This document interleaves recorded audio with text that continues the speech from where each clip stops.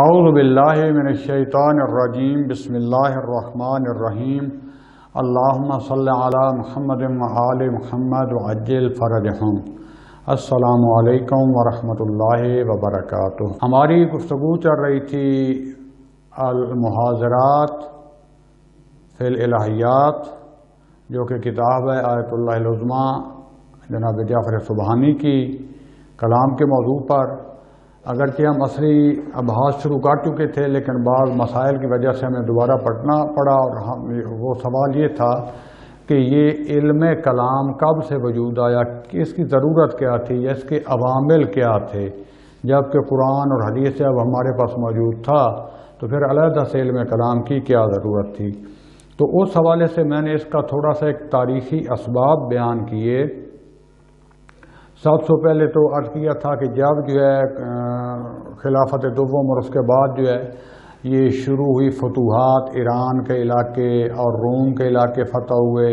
وہاں سے قیدی بھی آئے، وہاں کے لوگوں کا پھر آنا جانا شروع ہو گیا، کچھ مسلمان وہاں جا کر ان علاقوں میں آباد ہو گئے، رابطہ قریبی ہو گیا، تو ان کے علوم جو تھے بالآخر جب آتے تھے تو اسلام ایک ان کے لیے ایک نئی چیز تھی، اور ان کے علوم بھی ان کے پاس آ رہے تھے، شبہات پیدا ہوتے تھے، سوال و جواب ہوتے تھے، تو ان علوم کا ترجمہ جو ہے وہ شروع ہوا۔ اور وہاں جو مثلا ملحدین وغیرہ تھے وہ بھی میدان میں آ گئے، وہ زیادہ عقلی بحثیں کرتے تھے۔ پھر جو ہے مسلمین جو ہے ان کے غلام وغیرہ جو بن کے آئے ہوئے تھے، کچھ ویسے ان میں سے ان کے پڑھے لکھے آ گئے، تو ان کے ساتھ جب بحثیں ہوتی تھیں تو ان کا ظاہر جواب دینا ہوتا تھا، سوال و جواب ہوتا تھا، ڈسکشنز ہوتے تھے، کچھ ان سے نئی چیزیں ظاہر علم ہے، عقلی چیزیں ملتی تھیں، ادھر سے کچھ یہ جواب قرآن و حدیث لے کر آتے تھے۔ تو اس طریقے سے کیونکہ علم کلام یعنی علم کلام کا اصل مطلب بنتا ہے عقائد کی بحث سمپلی، کیونکہ میرے لیے اب تھوڑی سی مشکل یہ بن گئی ہے کہ جو حوزہ علمیہ میں کیونکہ میں درس دے رہا ہوں تو یہاں سامنے طلاب ہوتے ہیں، یہ ابتدائی منطق وغیرہ یہ کتابیں کچھ اصول فلسفی اصطلاحات پڑھ چکے ہیں، جو میڈیا پر بیٹھے ہوئے ہیں ان دوست سن رہے ہیں جو مثلا ان میں بھی سطح ایک جیسے لیے کچھ کالجز کے ہیں، کچھ ڈاکٹر اور پروفیسر حضرات ہیں، کچھ بیچارے نئے نوجوان ہیں، لہذا مجھے جو ہے ہر اصطلاح کا سادہ انداز میں مفہوم بیان کرنا پڑتا ہے، کیونکہ اصل ہدف اور مقصد تو یہ ہے کہ ہماری آئیڈیالوجی، ہمارے عقائد وہ قرآن، عقل اور حدیث کے عین مطابق ہو جائیں۔ اور اس کے بعد میں یہ بحث ختم کر کے بتاؤں گا کہ اس میں ہمارا منہج جو ہوگا، ہماری روش جو ہوگی اس میں کیا ہوگی۔ تو بہرحال ایک ہی ہو گیا۔ اس کے بعد جو ہے کئی لوگ پھر جو ہے ہلکا بالکا یہ جو ہے اسلام قبول کرنے لگے۔ اس میں سے کچھ یہود اور عیسائی جو تھے، ان کے مخصوصاً جو علماء تھے رہبان وغیرہ، تو یہ جو ہے یہ کیا کرتے تھے، بعض نے جان بوجھ کر جو ہے مسلمانوں کو گمراہ کرنے کے لیے، بعض ڈر کی وجہ سے ہو گئے، بعض حکومتی عہدے لینے کی وجہ سے۔ اب ظاہر سی بات ہے ادھر مسلمان بھی کوئی سارے معصوم تو نہیں تھے، ہر طبقے تھے، کچھ پڑھے لکھے، کچھ دنیاوی چکروں میں بھی آ جاتے تھے، کچھ ان کی اتنا علم نہیں رکھتے تھے، ان کی باتوں سے متاثر ہو جاتے تھے۔ جیسا کہ آج کل میں نے کل مثالیں دی تھیں کہ جو بھی تہذیب مثلا انگریز ہم پر حاکم رہے، تو دیکھیں آج تک جو ہے نظام، ہم اسلام کے نام پر ہمارا ملک جو ہے بنا ہے پاکستان، لیکن ان کے جو ہے اثرات آج تک چلے آ رہے ہیں۔ ایران جو ہے اس میں انقلاب آ گیا، اسلامی نظام نافذ ہے، اس کے باوجود بھی جو پہلی فرہنگ جو ہے عباس اپنا شاہ جو تھا، اور اس سے پہلے جو اور پرانی ان کی بات جو ہے وہ آ رہے ہیں، ان کے رسم و رواج ابھی بھی وہ ختم نہیں ہو سکے، مخصوصاً ان کے بعد ناروز پر اور اس کے علاوہ ملتے جلتے دیکھنے والے ہوتے ہیں۔ اور اسی طریقے سے پھر ہم ہندوؤں کے ساتھ رہے تو ہماری شادی بیاہ اور وہ بھی اثرات ہوئے، تو یہی حال اس وقت بھی ہوا، کیونکہ ہماری بحث علمی حوالے سے، عقائد کے حوالے سے ہو رہی ہے۔ تو جیسے جیسے یہ بحثیں کھلتی گئیں، کچھ علم ادھر سے ہوتا، کچھ ادھر سے ہوتا، کچھ ان کے علماء ظاہر پڑھے لکھے تھے، انہوں نے اسلام کا مطالعہ بھی کیا، پھر یہ کہتے تھے کہ عہدین میں جو ہے مثلا تورات انجیل میں یہ آیا ہے۔ بعض لوگ جو ہے وہ ان کو یہ سٹوریاں، اساطیر اور یہ جو ان کا اخلاق، وہ بڑی چیزیں اچھی لگتی تھیں، اور وہ سمجھتے تھے کہ وہ بھی تو ظاہر آسمانی کتابیں تھیں، جبکہ ان میں باقاعدہ جو ہے تحریف ہو چکی تھی، اور ان کے من گھڑت اور تحریف شدہ افسانے بہت زیادہ تھے۔ یہ سارا جو ایک مکسچر بنتا گیا۔ تو اس کے مقابلے میں پھر جو علماء تھے، دانشمندان تھے، انہوں نے جو ہے اپنی روش سے، بعض نے جو ہے قرآن اور حدیث کو فقط جو ہے وہ اپنا مبنی کلام بنایا، بعد میں کیونکہ وہ عقلی جو ملحدین مخصوصاً عقلی اشکالات کرتے تھے تو یہ بھی عقلی اس کو جواب دیتے تھے، وہ فلسفہ لے کر آتے تھے۔ تو فلسفہ بیسیکلی تو ایک عقلی ہے نا، اس میں اب بعض غلط بھی ہو سکتا ہے، ٹھیک بھی ہو سکتا ہے، لیکن عقلی معیاروں پر پرکھا جاتا ہے۔ وہ عقلی جو ہے وہ نہ اسلامی نہ غیر اسلامی، بلکہ اسلام نے عقل کو جو ہے دیا ہی اللہ نے اس لیے کہ عقل کے ذریعے، عقلی دلائل کے ذریعے جو ہے ہم ایک چیز کو سمجھیں اور سمجھائیں۔ اور کیونکہ کلام کا، عقائد کا وظیفہ یہ تھا، علم کلام کا سب سے پہلے جو ہے اپنے عقائد جو ہے ان کو استحکام بخشے اور ان کو بیان کرے، اس کے بعد جو ہے جو ملحدین کی طرف سے اور دوسری طرف سے جو غلط عقائد ہیں، جو غلط آئیڈیالوجی ہے، اس کو رد کرے دلیل کے ذریعے۔ اور دلیل در ہے اس کو سب سے زیادہ عقل کی دلیل ہوتی ہے، اور یہ میں بحث کر چکا ہوں معرفت شناسی میں کہ عقلی دلیل کیا ہوتی ہے، حسی دلیل اور تجربہ کیا ہوتا ہے، اس کے بعد عرفان کیا ہوتا ہے، عرفانی دلیل، شہود کیا ہوتا ہے۔ یہ دوست وہاں پر رجوع کریں، یہ یوٹیوب پر ساری جو ہے وہ معرفت شناسی کی بحثیں آ چکی ہیں، جو مخصوصاً میڈیا پہ دوست جو ہے سوشل میڈیا پہ یوٹیوب یا اس پر سن رہے ہیں، مثلاً جو ہے واٹس ایپ وغیرہ پر، کیونکہ ہر چیز اب دوبارہ تو تکرار نہیں ہو سکتا، تو پہلے آپ کے لیے یہ واضح ہونا چاہیے۔ بس علم کلام جو ہے علم عقائد کا ایک وظیفہ تھا کہ جو صحیح عقائد جو ہیں ان کو قرآن و سنت اور عقل کے مطابق بیان کرنا، سمجھانا، ان کی توضیح دینا، ان کی تبیین کرنا، تفسیر کرنا، سمجھانا۔ دوسرا یہ تھا کہ جو غلط عقائد ہیں، جو غلط آئیڈیالوجی ہے، چاہے وہ ملحدین کی طرف سے ہو، چاہے وہ جو ہے احبار و رہبان اور جو ہے یہود و نصارہ کی طرف سے ہو یا کسی کی طرف سے، ان کو رد کرنا، اور پھر جو ہے ان کی طرف سے جو شبہات پیدا کیے جاتے تھے ان شبہات کا جواب بھی دینا۔ تو لہٰذا جتنا جتنا علم اور شبہات زیادہ ہوتے گئے، بحثیں زیادہ آتے گئی، غلط قسم کی آئیڈیالوجی چاہے ملحدین کی طرف سے تھی، ثنویہ کی طرف سے تھی، مجوسیوں کی طرف سے تھی، یا رومیوں اور یونانیوں کی طرف سے تھی، ان کے جو اصلی حقائق تھے ان کو لے لینا، جو ان میں سے غلط آئیڈیالوجی اور نظریات تھے ان کو رد کرنا۔ پھر جو شبہات پیدا ہوتے تھے، مثلا ایک شبہ پیدا کر دیتے کہ آپ کہتے ہو اللہ قادر ہے، اللہ ہر چیز کی قدرت ہے، پھر سوال کرتے تھے کہ آیا اللہ تعالیٰ جو ہے وہ ایسا کر سکتا ہے کہ ایک اونٹ کو سوئی کے سوراخ سے جو ہے گزار دے، یہ ایک پہاڑ کو جو ہے سوئی کے سوراخ سے گزار دے، جبکہ سوئی کا سوراخ بھی وہی سوئی کا سوراخ اتنا ہی رہے، اونٹ یا پہاڑ بھی اونٹ اور پہاڑ رہے۔ تو ظاہری طور پر جو ہے اب اس کو کیسے، اب اس کو سمجھانا پڑتا تھا عقلی طور پر جو ہے کہ یہ مشکل خدا کی قدرت کی طرف سے نہیں ہے، بلکہ یہ جو ہے مشکل کہیں اور سے ہے، یہ محالات عقلی میں سے، محالات ذاتی میں سے۔ اچھا اب محالات ذاتی کیا ہوتا ہے، محال عقلی کیا ہوتا ہے، محال وقوعی کیا ہوتا ہے، اب اس کی پوری قسمیں بنا کے سمجھانا پڑتا۔ تو یہ جتنے شبہات اور سوال آتے گئے اتنا، اور جتنا علوم ترقی کرتے گئے، آگے بتاؤں گا کتنا جو ہے علم کلام بھی ترقی کرتا گیا، اگرچہ اس کی بیس اور بنیاد و قرآن و حدیث کی بنیاد پر ہی ہے، لیکن جب ذرا توضیح دینا پڑتی ہے تو اب اس کے لیے مثالیں دینی پڑتی ہیں، عقلی مثالیں دینی پڑتی ہیں، بعض کا تجربات، حسی تجربات کی مثال دینی پڑتی ہے، بعض کا جو ہے عقلی علوم کی، بعض کا طبعی علوم کی، بعض کا عرفان، اور بعض وہ مسائل جو دوسرے لوگوں کے ہاں بھی مسلم پائے جاتے ہیں۔ تو اس طریقے سے ہر علماء نے جو ہے ان جواب دینے کی کوشش کی، تو یہ علم کلام بنتا گیا۔ اب یہاں پر یہ سوال ہوتا ہے کہ جب علم کلام، جب سب نے اسلام کے عقائد کا دفاع کرنا تھا، غلط عقائد کو جو ہے وہ رد کرنا تھا، شبہات کا جواب دینا تھا، تو پھر ایک ہی پر کیوں نہ ہوئے؟ ایک ہی کتاب، ایک ہی منہج، ایک ہی روش ہونی چاہیے تھی۔ تو اس کا بھی بتایا، ابتدا میں عرض کر چکا ہوں کہ اہل بیت علیہ السلام جو رسول خدا صلی اللہ علیہ وآلہ وسلم کے بعد ثقہ تھے، جنہوں نے واقعاً دین کی تبیین کرنی تھی، اکثر لوگوں نے ان سے منہ موڑ لیا۔ پہلے سیاسی طور پر منہ موڑ لیا، جب سیاسی طور پر منہ موڑا تو پھر یہ تھا کہ اگر ان کو علمی کا بھی مانتے تو لوگ کہتے جب دروازے ان پہ جاتے ہو تو وہ سیاست بھی لوگ بہتر جانتے ہیں، لہٰذا سب سے پہلے حدیث پر ہی پابندی لگا دی گئی، کوئی وجہ نہیں بنتی۔ یہ علیحدہ کچھ بحث میں کر چکا ہوں، باقی خدا نے توفیق دی تو باقاعدہ حدیثوں کو اکٹھا کر کے جلایا گیا۔ آج کو حدیث جلائے تو اس پر جو ہے قتل کا فتویٰ لگ گیا کہ وہاں باقاعدہ حدیثوں کو اکٹھا کر کے جلا دیا گیا۔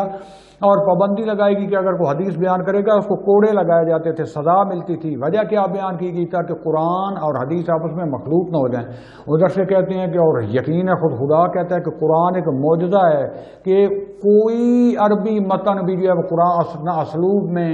نہ مفاہیم میں نہ مطالب میں کسی طریقے سے قرآن کا ثانی ہو ہی نہیں سکتا۔ اور یہاں پر کاظم کربلائی کا آپ کو واقعہ یاد ہے، ایران میں اور بھی اس طرح کے کئی واقعات، اندھا تھا، معذرت چاہتا ہوں، ان پڑھ تھا، جاہل تھا،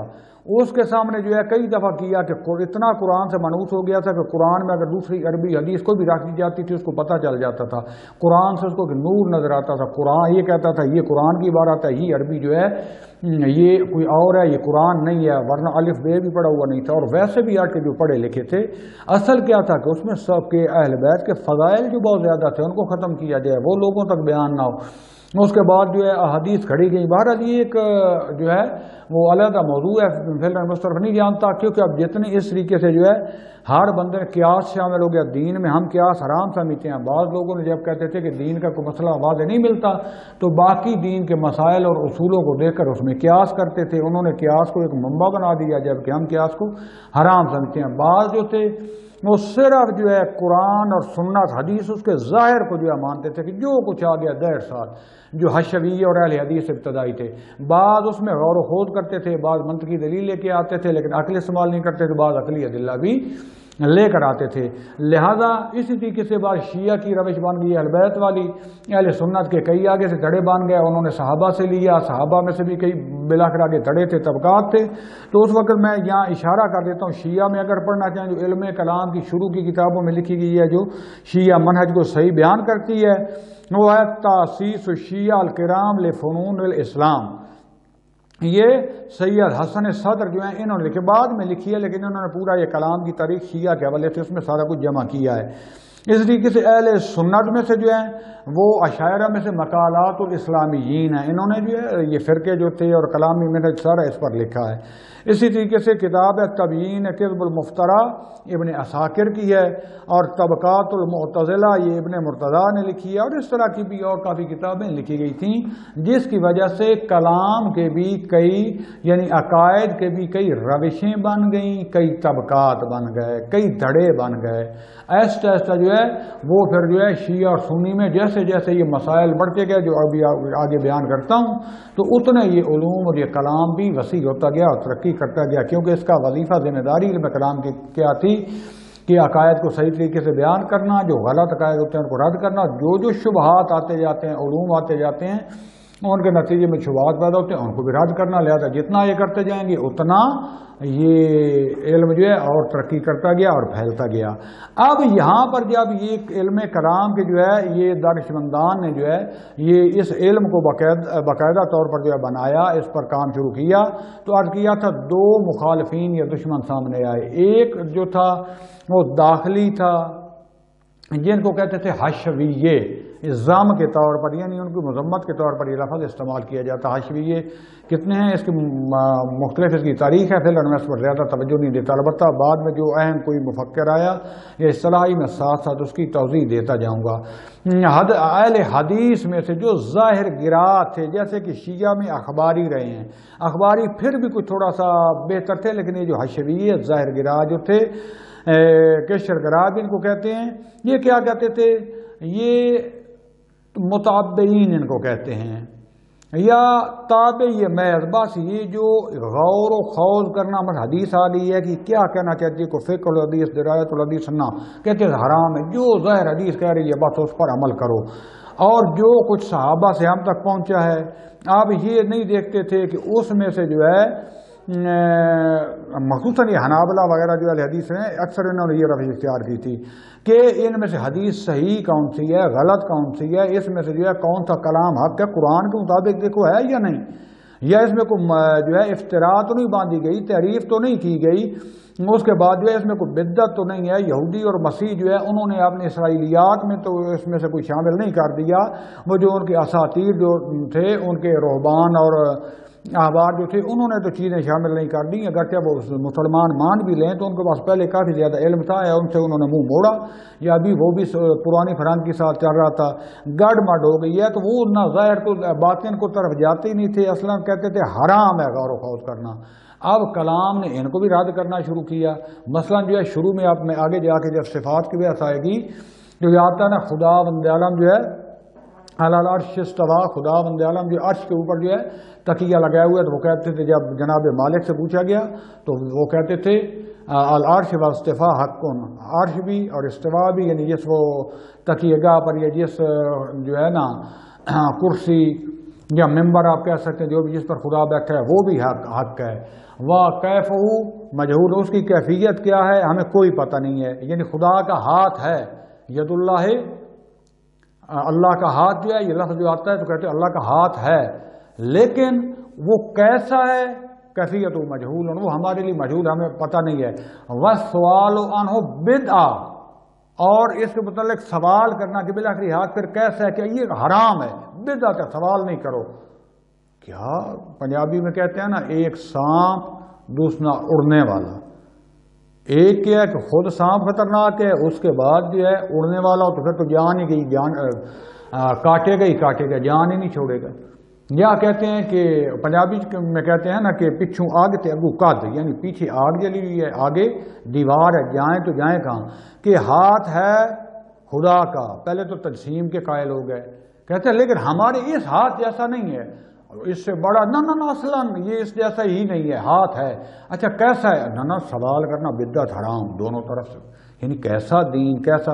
اب علماء کو اشاعرہ بھی آئے، معتزلہ بھی آئے، شیعہ بھی، اور بھی انہوں نے بہرحال ایک تو ان کا مقابلہ کیا، ان کو جواب دیا۔ جو خارجی دشمن تھے وہ سب سے زیادہ جو تھے وہ ملاحدہ اور ثنویہ، ملحدین، ملحد، دہریے، خدا بند عالم کے وجود کے منکر، کہتے تھے مادہ ہی سب کچھ ہے، آج بھی جو مادہ گرا ہیں، اور اس کے بعد ثنویہ آپ کو ہندوؤں میں بھی پائے جاتے ہیں، خیر کرا بھی ہے، موت کرا بھی ہے، مجوسیوں میں بھی مخصوصاً پایا جاتا تھا، مجوس میں سب سے زیادہ جو ہے کیا، یونان اور روم میں بھی یہ اصطلاح پائی جاتی تھی، میں پہلے ابتدا میں بیان کر چکا ہوں۔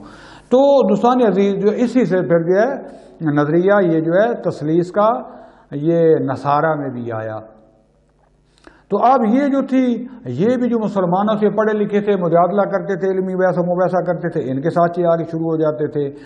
اور مسلمانوں کے لیے واقعی ایک مشکل کام بن گیا تھا۔ تو قرن ثانی سے لے کر دوسری ہجری سے لے کر آج تک جو ہے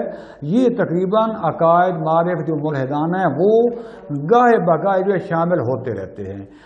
یہ ابتدا تھی، یہ وہ اسباب و عوامل ابتدائی تھے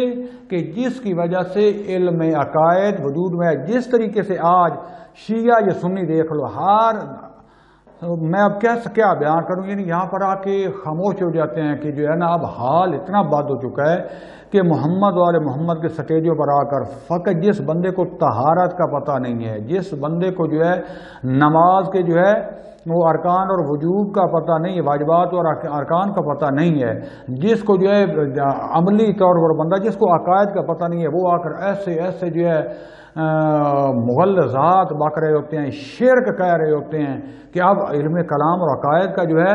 وہ علماء کا کہ وہ جا کے سمجھائیں گے، ایسی شبہات لے کر آتے ہیں کہ اس کا جواب دینا پڑتا ہے۔ کبھی شہادت ثالثہ کا مسئلہ اٹھا دیا، کبھی علی رب کے نعوذ باللہ ثم نعوذ باللہ نعرے لگانے شروع کر دیے، کبھی کہا رب تو خدا ہی ہے، بنانے والا وہ ہے، لیکن اس نے حسین کو دے دیا، اب جو حسین چاہے کرے فلاں۔ آیا حسین خدا کی مرضی کے بغیر کرتے ہیں علیہ السلام، یا ائمہ علیہ السلام جو ہے وہ خدا کی مرضی کے بغیر کرتے ہیں، کہتے ہیں مرضی خدا نے دے دی، اب جو چاہیں مفوضہ جو کہ پہلے بھی موجود رہے ہیں۔ تو اب علم کلام جو ہے آج بھی یہی ہے کہ اس کا جواب دینا پڑتا ہے، جو پڑھے لکھے ہوتے ہیں بعض بیچارے جاہل ہوتے ہیں، اس سطح پر آ کے سمجھانا پڑتا ہے، اس کو کوئی اور دلیل دینی پڑتی ہے، اس کو کوئی اور دلیل دینی پڑتی ہے۔ لہذا یہ تو تھی ابتدا۔ اب جیسے جیسے جو ہے مسلمان جو متکلمین تھے، یہ ملحدین سے بھی، احبار اور رہبان جو تھے ان سے بھی، ثنویہ سے بھی، اہل حدیث سے بھی ان کا میدان بن گیا، سوال و جواب دیتے گئے، ایسا نئے سے نئے جو ہے وہ ویسے آتی گئیں. پرانی کتابیں جو تھیں وہ کفایت نہیں کرتی تھیں، وہ مختصر تھیں. اس میں جو جدید مسائل بھی جو ہے خصوصاً آج کا جو ہے کلام دو ہمیں حوزہ میں پڑھائے جاتے ہیں. ایک ہے کلام، فقط کہتے ہیں کلام، یہ کلام سنتی جو پرانے ہمارے جو ہے نا وہی قرآن اور سنت کے حوالے سے پرانے مسائل. ایک ہے کلام جدید جب سے خصوصاً یورپ سے فلسفہ اور فلسفے کی کئی قسمیں پھر جو ہے یہ تجربات طبیعت کیا آئے ہیں تو اب ان کا فلسفہ بھی گڑبڑ ہو گیا. اس کا جواب دینے کے لیے اب باقاعدہ جو ہے کلام جدید ہر روز ایک نئی کتاب لانی پڑتی ہے کیونکہ مسائل زیادہ سے زیادہ آ رہے ہیں. تو اس زمانے کے لیے وہ پرانی کتابیں کافی نہیں تھیں. مثلا یہی کتاب جو ابھی میں نے شامل کی ہے، اس کی خوبی یہ ہے کہ اس سے پہلے بڑی بڑی اچھی کتابیں موجود ہیں. مخصوصاً خواجہ طوسی نے جو لکھی کتاب جو ہے کلام پر جو ہے تجرید، یا پھر جو ہے اس کی تشریحات علامہ ہلی نے بھی کی، اور باقی بھی جو ہے علماء کئی لوگ ہیں انہوں نے بھی کی، کشتی نے بھی شرح لکھی باقی جو ہے. تو وہ ایک کافی متین کتاب ہے، لیکن اصطلاحات میں اور ایک مختصر انداز میں لکھی گئی جامع کتاب ہے. آپ یہ تھی کہ اور اس کو جو ہے اچھے انداز میں جو ہے مزید کھول کر بیان کیا جائے، تمام اہل سنت اور دوسرے نظریات بھی لائے جائیں، علمی طور پر ان کو بھی پرکھا جائے. آپ نے شیعہ میں بھی جو اختلاف پائے جاتے ہیں ان کو بھی لایا جائے اور اس کو حقیقت کو بیان کیا جائے. لہذا یہاں پر جو ہے آپ ادھر سے جو ہے مادہ گرائی نے اتنی ترقی کی، جب سے صنعت نے ترقی کی، تجربہ گاہیں بن گئیں، تو یہاں پر جو ہے کچھ جو ایسے اصول، کچھ ایسے جو ہے چیزیں سامنے آئیں کہ جن کی وجہ سے مزید کلام جو ہے اس کو جو ہے اور نکھار دینا پڑا اور اس کو تفصیل دینی پڑی. تو میں اس کے کچھ اس کے نکات بیان کر دیتا ہوں کہ کیوں ضرورت پیش آئی ابحاث کلامیہ کو تکامل دینے کی اور مکمل کرنے کی. سب سے پہلا جو نقطہ ہے نا، یہ جو کتب کلامیہ ہیں جو لکھی گئی ہیں 3 صدی سے لے کر 8ویں یا 9ویں تک، اس میں سے 3 مہم نکات میں بیان کرتا ہوں. سب سے پہلا جو یہ تھا کہ مثلا بعد میں جب سے فلسفہ آیا تو ان میں امور عامہ کی بحث بھی ہوتی تھی. امور عامہ کیا ہو جاتا ہے؟ یعنی موجود بما ہوا موجود. اس کا سادہ معنی کیا مطلب ہے؟ یعنی ہونا، یعنی کسی بھی چیز کا ہونا. کسی چیز سے مطلب نہیں انسان، کتاب، میز، یہ ہمارے نہیں ہے. فقط آیا وجود حقیقت رکھتا ہے؟ وجود کیا ہے؟ یہ ہونا، کسی چیز کا وجود ہونا کیا ہے؟ اور اس کے متعلق جو ہے نا وجود ہے تو پھر ماہیت کیا ہے؟ امکان و وجود، امتناع، علت اور معلول، وحدت اور کثرت، اور اس قسم کی جو ہے جتنی بھی آبھاس تھی ان کو کہتے ہیں عوارض وجود یا عوارض موجود بما ہوا موجود. یہ تخصصی بحثیں تھی جو کہ عوارض طبیعی اور ریاضی میں سے نہیں تھی. تو ان کو جو ہے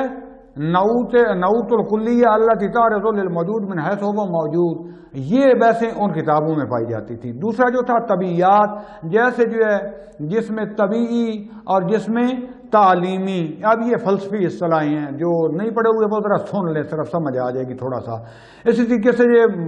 وجود کا بسیط ہونا، مرکب ہونا، فلکی اور عناصر جو ہے، اور قوہ حیوانیہ اور نباتیہ، اس قسم کی بحثیں جو موجود متخصص کے ساتھ یعنی موجود طبیعی کے ساتھ جو ہے، جس کو کہتے ہیں الاحکام العارضۃ علی الجسم الطبیعی بما هو واقع فی التغییر والتبدل، یعنی موجود طبیعی کے جو مطابق جو بحثیں ہوتی تھیں. یہ ایک علیحدہ باب تھا. اس کے بعد ایک علیحدہ تیسرا حصہ جو تھا ان کلامی پرانی کتابوں میں وہ تھا الہیات کا. الہیات کیا تھا؟ خدا بند عالم کی ذات اور اس کے وجود اور اس کی صفات کے بارے میں اور اس کے افعال کے بارے میں بحث. تو یہ علماء جو تھے متکلمین، یہ کیا کرتے تھے؟ پہلی 2 بحثیں بھی اپنی کتابوں میں بیان کرتے تھے، لیکن ان کا اصل جو تھا وہ الہیات، یہ جو تیسرا میں نے بیان کیا ہے، یعنی خدا بند عالم کی ذات، اس کی صفات اور افعال کے متعلق جو ہے جو ابحاث وہ کرتے تھے. جبکہ فلاسفہ جو تھے وہ زیادہ زور دیتے تھے، وہ جو پہلے والی 2 بحثیں جو ہے موجود بما ہوا موجود اور موجود طبیعی اور وغیرہ جو ہے اس کے بارے میں. تو ایسا سے کیا ہو گیا؟ وہ اس پر زیادہ زور دیتے تھے اور الہیات پر نسبتاً کم. نتیجہ نکل چکا ہوتا پہلے. یہ متکلمین جو تھے یہ فقط جو ہے الہیات کی طرف آگے. تو ایستا ایستا جو ہے کیا ہو گیا, حکما جو فلاسفہ تھے انہوں نے پہلے والے امور دو سنبھال لیے, اور متکلمین جو تھے انہوں نے تیسرے والے, کیونکہ بہت زیادہ جو ہے یہ وسیع ہوتا گیا. پہلے کا نام جو تھا وہ الفن الاعلیٰ یا الہیات بالمعنی العام, جس میں فلسفہ بھی آ جاتا تھا اور مخصوص خداوند عالم کی ذات صفات اور افعال کی بحث بھی آ جاتی تھی. تو اس کو پھر ایسا ایسا فلسفہ اسلامی جو تھا انہوں نے اپنی کتابوں میں جو ہے واقعاً حقیقی طور پر بیان کیا, اور آج فلسفے میں یہ تفصیل سے بحثیں موجود ہوتی ہیں. جیسے کہ علماء طبیعت جو تھے انہوں نے بھی اپنا کام انجام دیا, اور انہوں نے جو ہے طبیعت کی طرف یہ جو تجربہ گرائی تھی, بیالوجی تھی طبیعت, اس کی طرف بھی جو ہے انہوں نے توجہ کی اور اس کے ذریعے جواب دی, اور ایسا سے تحول آتا گیا. اس کے بعد جو ہے ایک دوسرا نقطہ اسی پہلے والے میں جو تھا وہ یہ تھا کہ پہلے جو کلام لکھا گیا تھا وہ ظاہر سی بات اس وقت شبہات بھی مختصر تھے, تو عبارات بھی مختصر تھیں, جوابات بھی مختصر تھے, وہ علم بھی مختصر تھا. جیسے جیسے وہ شبہات زیادہ ہوتے گئے, مناظرات زیادہ ہوتے گئے, آہستہ آہستہ الہیات جو ہے اس میں بھی جو ہے تبحر بڑھتا گیا, تفسیر زیادہ آتی گئی, اس میں جو ہے مختلف جو ہے ادلہ جو ہے ان کا اضافہ ہوتا گیا, اور اس طریقے سے جو ہے یہ علم کلام اور کامل ہوتا گیا. تیسرا نقطہ جو تھا اس کو مزید علم کلام کو کامل کرنے کے لیے وہ تھا, پہلی جو کتابیں تھیں علماء کا اصول تھا کہ وہ فنی لکھتے تھے, یعنی انتہائی مختصر جو عبارت ہوتی تھی, اور اس میں جو ہے اتنی دقیق قسم کی اصطلاحات ہوتے ہیں. مثلا بھی جو تجرید ایک پڑھیں اور پھر شرح تجرید اور پھر جو ہے اس کی کوئی لکھی گئی ہیں, ایک لائن میں جو ہے کم از کم کو سمجھے پورا ایک باب جو ہوتا ہے وہ بند ہوتا ہے, اسی میں دلیل بھی ہوتی ہے, اس میں اشکال کا جواب بھی ہوتا ہے, ایک سے دو لائنوں میں. اور وہ ایک جو ہے پوری ایک اصطلاح پڑھنے کے لیے معذرت چاہتا ہوں, اصطلاح پڑھنے کے لیے کئی پہلے اس کے مقدمات پڑھنا پڑتے ہیں, اور عام انسان یا عام طلباء کے لیے بہت مشکل ہوتا تھا. پھر مختصر عبارت اور اس کے اوپر حاشیے جو ہے, آپ پرانی کتابیں دیکھیں نا جیسے نقاشی اور ڈرائنگ بنی ہوتی ہے نا, ادھر سے ادھر ادھر سے ادھر حاشی عجیب و غریب, ان کو لکھنا بھی جو ہے نا ایسا ہوتا تھا کہ پڑھنا مشکل ہو جاتا تھا. پھر اصطلاحات پہ اصطلاحات, لہذا دور حاضر میں کہ بالآخر اصل ہدف و مقصد جو ہے وہ فنیات اور اصطلاحات پڑھانا نہیں ہے بلکہ مفہوم اور حقائق سمجھانا ہے. تو لہذا اس کو جو ہے فصیح و بلیغ زبان میں جو ہے اصطلاحات کو آسان کر کے سمجھایا جائے. تو لہذا آج کے علم کلام میں اور جو جدید جو مثلا شبہات ہیں ان کا بھی جواب دیا جائے آسان انداز میں. تو اس کو پھر اور کھولنا پڑا اور یہ علم اور وسیع ہو گیا. اور آخر میں اس میں جو چوتھا جو ہے عنصر تھا کہ کلام کیوں اتنا زیادہ وسیع ہوا اور کیوں اور اچھی کتابیں لکھی گئیں, کہ پہلے جتنے بھی متکلمین تھے خاص منہج پر لکھتے تھے. بعض فقط عقل پر بہت زیادہ توجہ دیتے تھے, بعض حدیث پر بہت زیادہ, بعض قرآن پر بہت زیادہ, بعض فقط مخالفین کو جو ہے نا وہ رد کرنے کے لیے جو ہے نقضی کلام بہت زیادہ پیش کرتے تھے, حلی بہت کم, بعض فقط حلی دیتے تھے نقضی نہیں دیتے تھے. تو اس طریقے سے جو ہے ایسا ایسا ایسی کتابیں علماء جیسے دن بدن بڑھتا گیا آئیں, اور اتنا علم جو ہے یہ وسعت اختیار کرتا گیا. اور الحمدللہ آج اس مخصوصاً حوزہ علمیہ قوم میں اور نجف میں ایسے ایسے علوم سامنے آ چکے ہیں کہ صرف ایک ایک جو ہے مسئلے کے لیے کئی کتابیں آپ کو مل جائیں گی. تو لہذا یہاں پر یہ جو ہے میں اپنی بحث ختم کروں گا, جواب مل گیا ہوگا کہ یہ علم کلام کیسے اور کن اسباب کی اور کن وجوہات کی بنا پر وجود میں آیا, جبکہ قرآن و حدیث تو موجود تھی, اور دوسرا کلام میں اتنے فرقے کیوں بن گئے. یہ مختصر سا جواب اپنی دو جو میں نے گفتگو اور جو دروس آپ کے سامنے پیش کیے ہیں اس میں پیش آ گیا. انہی ساری چیزوں کو رکھتے ہوئے انشاءاللہ تعالی ابھی یہ جو کتاب لکھی گئی ہے یہ تمام جوانب اس میں مد نظر رکھی جائیں گی. اس میں ابتدا قرآن حدیث اور عقل ہوگا, پھر جو ہے انتہائی دیانت اور متانت کے ساتھ آپ نے تمام جو مثلا جو مشہور پہلے بیان کیے ہیں کہ مثلا جو ہے اشاعرہ اور معتزلہ اہل سنت میں ہوں گے, شیعہ میں سے 12 امامی, جہاں ضرورت ہوگی تو وہاں مجبرہ اور قدریے اور چند جو دوسرے آئیں گے ان کی میں توضیح بھی دے دوں گا. ان کے بھی جو ہے صحیح علمی اصطلاحات میں ان کی زبان میں بیان کر کے کہ وہ کیا کہتے ہیں قرآن حدیث اور عقل کی نتیجے میں ان کا جواب پیش کیا جائے گا. کیوں؟ خدا کو حاضر ناظر جانتے ہوئے, کیونکہ کیونکہ ہم نے خدا کو جواب دینا ہے. جبکہ اب میں نے کل عرض کیا تھا ہماری روش کیا بن چکی ہے کہ بعض کا پتہ بھی ہوتا ہے کہ میں غلط بیانی کر رہا ہوں، لیکن مخالف کو جو ہے وہ چت کرنے کے لیے کیا ہوتا ہے ہم لطیفے بھی سناتے ہیں، ہم جو ہے مغالطات اور شبہات سے بھی کام لیتے ہیں، کیونکہ مخالف کو رد کرنا ہے. جبکہ ہمارا یہاں پر یہ بحث مناظرے کی بحث نہیں ہے بلکہ حقیقی عقائد کی بحث ہے. جس حد تک ہم سمجھ پائے یہ کتاب مرکز و محور یہ کتاب ہی ہوگی، ایسا نہیں. اور الحمدللہ ہمارے شیعہ کا یہ طرہ امتیاز رہا ہے. کیونکہ میں پھر دہرانا چاہ رہا ہوں دوستان عزیز، خدا کے لیے کوشش کریں، کیونکہ یہ جب مناظرانہ بحثیں کلامی آتی ہیں تو جذبات ابھرتے ہیں، جذبات میں بھی آ کر کسی کو کافر اور فاسق اور یہ فتوے نہ لگائیں، علمی بحث کریں. ہماری روش ان کے بعد جو ہے مخالفین سے ناصبین سے الگ ہے. آپ تھوڑا سا دیکھ لینا ابقات الانوار کا بھی اٹھا کے بڑی کتاب ہے، خدا کے لیے پڑھیں. اگرچہ ساری ابھی تک ہم بھی مکمل نہیں پڑھ سکتے لیکن چلو کچھ نہ کچھ جو ہے لگے رہتے ہیں. اس میں سے ایک واقعہ بیان کرتا ہوں، یعنی ابن تیمیہ کی روش بول لیں گے، اب علامہ ہلی کو بول لیں گے، ہمارے باقی علماء کو فوش گالیاں دیں گے، کافر زندیق اور کیا کیا جو ہے نا مغلظات بکیں گے. لیکن ابقات صاحب ابقات الانوار دیکھیں جب ان کے تندی سخت جملوں کا جواب بھی دیتے ہیں تو پھر بھی تہذیب کا دامن نہیں چھوڑیں گے، اور ان کی ایک ایک کتاب سے جو ہے وہ جواب نکال کر من عن عبارت لکھتے ہیں. اس میں من گھڑت نہیں لکھتے. جیسے کہ جو ہے کچھ عرصہ پہلے آپ نے کلپ سنے ہوں گے کہ ایک جو ہے رجال کشی سے جو ہے ایک دیوبند کا مولوی جو ہے وہ نکال کر لکھا ہوا ہے کہ ایک جو ہے نا رجال کشی سے عبارت نکل کر رہا ہے کہ ایک رجال تھا، یعنی جو روایات بیان کرتے تھے تو کہتے ہیں کہ نہ وہ ایک مثلا غلط کام مفعول تھا، لواط کرواتا تھا، تو اس کو منع کیا گیا کہ تم جو ہے یہ کام نہ کروایا کرو، حرام ہے. تو اس نے کہا نہیں، اس سے عاجزی بڑھتی ہے. بس پیچھے والا آگے والا کاٹ کے صرف شیعہ کی توہین کرنے کے لیے. جبکہ حقیقت کیا تھی؟ حقیقت یہ تھی کہ خود جو ہے جناب کشی اس کو رد کر رہے ہیں، لکھ رہے ہیں کہ یہ کذاب ہے، یہ بد عمل ہے، بدفعل ہے، اس کی کوئی حدیث ہم جو ہے قبول نہیں کرتے. کیوں نہیں کرتے؟ کیونکہ یہ وہ بد فعل کا جو ہے یہ فعل بد انجام دیتا تھا. اس کو جب منع کیا گیا تو یہ آگے سے یہ جواب دیتا تھا کہ اس سے عاجزی پیدا ہوتی ہے، لہذا یہ غلط کار انسان ہے، اس کی ہم جو ہے وہ کوئی حدیث جو ہے وہ قبول نہیں کریں گے. یہ خبیث معذرت چاہتا ہوں، خدا سے توبہ کرتا ہوں، پھر یہ لفظ غلط استعمال کیونکہ میں بھی اسی ماحول سے نکل کے آیا ہوں. تو یہ بہرحال جو ہے بدبیانتی کرتے ہوئے شخص جو ہے یہ کہتا ہے آگے اور پیچھے والا کاٹ کہتا ہے کہ شیعہ کا یہ دیکھو رجال یہ کی، یعنی اس طریقے سے تہمتیں. اور اس طریقے سے ایک جو ابھی میں نے آپ کے سامنے ایک اور مثال دوں، صاحب ابقات الانوار جب غدیر کی بحث کرتے ہیں،